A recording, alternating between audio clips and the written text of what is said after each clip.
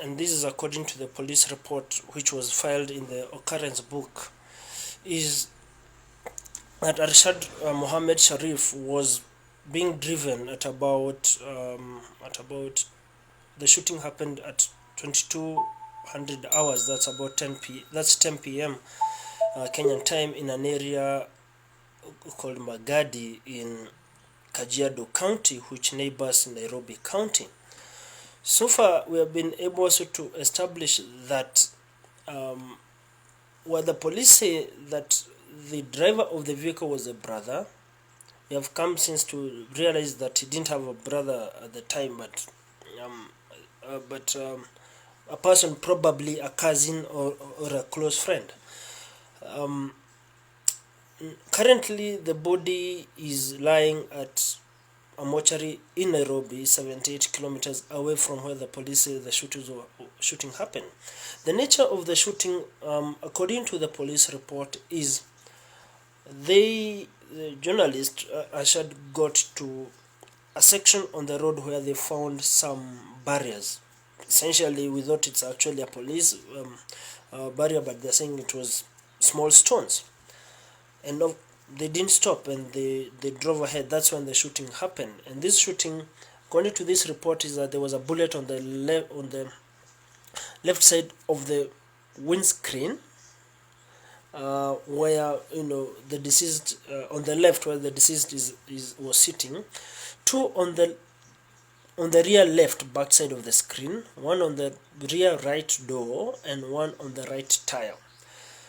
So when you look at that, then there is some sense of the person who was on the left was the target because of the nature of the number of bullets that are on that directed on that.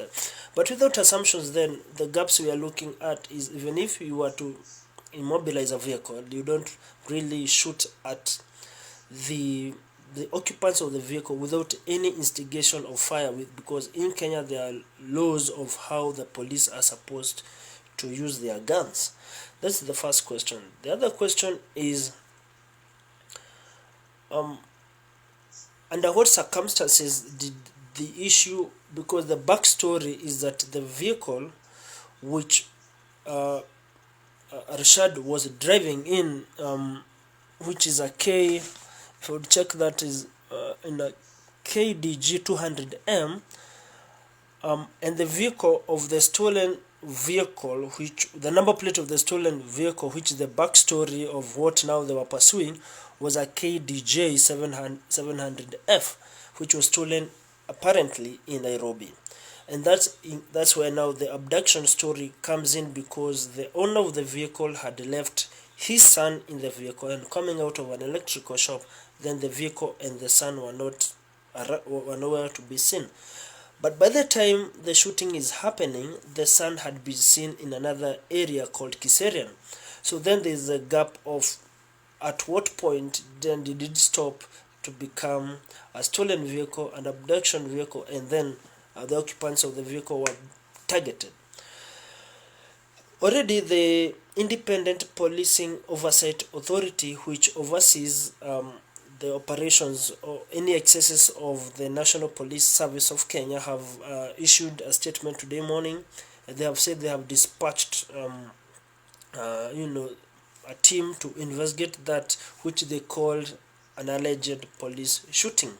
The statement earlier I'm quoting had also indicated the shooting involved General Service Unit officers, who are called in Kenya GSU. And what also we know is that the body of Arshad now was found at a mortuary called Chiromo Mortuary, which is in Nairobi, about 78 kilometers away from where the police said the shooting happened.